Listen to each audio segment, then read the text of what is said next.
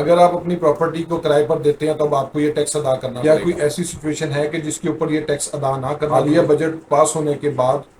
जो income property को rent out करने से हासिल की जाती है उसके ऊपर टैक्स लगा। प्रॉपर्टी किराए पर देते वक्त कितना टैक्स है वो मैं आज आपको इस वीडियो में। अस्सलाम वालेकुम एंड वेलकम टू वकालत। आज का लीगल टॉपिक इसी से रिलेटेड है कि जब कोई शख्स अपनी प्रॉपर्टी को रेंट आउट करता है तो उसको जो है वो कितना इनकम टैक्स जो है वो देना पड़ेगा। वीडियो शुरू करने से पहले मैं आपसे रिक्वेस्ट करूंगा मेरे फेसबुक पेज को लाइक करें, यूट्यूब चैनल को सब्सक्राइब करें ताकि लीगल टॉपिक्स पे इसी तरह एडवाइस मैं आपसे शेयर करता हूँ। अब आ जाते हैं अपने असल टॉपिक की तरफ कि हालिया बजट पास होने के बाद से जो इनकम टैक्स के जो स्लैब है उसके अंदर जो टैक्स अप्लाई किया गया है वो इनकम फ्रॉम प्रॉपर्टी, यानी अगर कोई शख्स अपनी प्रॉपर्टी को रेंट आउट करके, वो दुकान हो सकती है, वो प्लॉट हो सकता है, वो गोदाम के तौर पे यूज हो रही है, फ्लैट है, कोई अपार्टमेंट है, कोई मकान है, तो उसके ऊपर को किस हिसाब से इनकम टैक्स देना पड़ेगा। नंबर 1 स्लैब है वो ये है कि अगर तो उसकी इनकम सालाना 3 लाख रुपए तक बन रही है, यानी कि उसका माहाना किराया जो है वो 25,000 रुपए तक बन रहा है, तो उसको जो है वो 0% टैक्स देना है, यानी उसको कोई टैक्स जो है वो अदा करने की जरूरत नहीं है इनकम टैक्स के तौर पे, क्योंकि उसकी इनकम जो है वो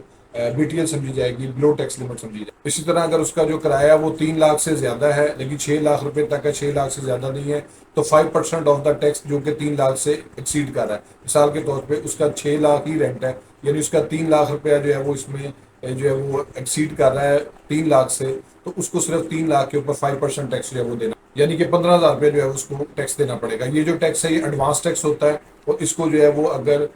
मालिक मकान को अदा करने से पहले उसको डिडक्ट करके वो पे कर रहा है तो उसके नाम से वो जमा करवाएगा और मालिक अपनी ओरिजिनल इनकम, वाइड इनकम के अगेंस्ट जो है वो इसको एडजस्ट कर सकता है, क्योंकि ये एडजस्टेबल टैक्स। अगर उसका जो किराया वो 6 लाख से एक्सीड कर रहा है लेकिन 20 लाख रुपए सालाना तक जा रहा है, 15,000 रुपया तो उसको फ्लैट टैक्स देना पड़ेगा। 6 लाख रुपए से ऊपर जितना रेंट एक्सीड कर रहा है उसका उसको 10% पे करना पड़ेगा, यानी कि 15,000 state plus 10% of the amount exceeding 6 lakh रुपया, यानी कि अगर उसका हम 7 रुपये 10 लाख रुपया उसका रेंट बनता है तो 6 लाख से ज्यादा 4 लाख बनता है, तो 4 लाख का 10% 40,000 रुपया बनेगा, प्लस इसमें जो है वो 15,000 रुपये ऐड हो जाएगा, तो इस तरह उसको जो है वो 55,000 रुपये जो है वो इस स्लैब में देना पड़ेगा। अगर उसका 20 लाख रुपए से ऊपर जितना मर्जी रेंट बन जाता है, वो 50 लाख बन जाता है, 70 लाख बन जाता है, 80 लाख बन जाता है, तो उसमें जो है वो 1,55,000 रुपया तो फ्लैट उसको देना पड़ेगा, और उसके अंदर अमाउंट 2 मिलियन यानी 20 लाख रुपए से एक्सीड कर रही होगी उसका उसको 25% अलग से अदा करना पड़ेगा। यानी कि अगर उसका किराया जो है वो 50 लाख रुपए है तो उसका 20 लाख रुपए से ज्यादा जो है वो 30 लाख रुपया बनता है, ताकि उसका 50 लाख टोटल बन जाए,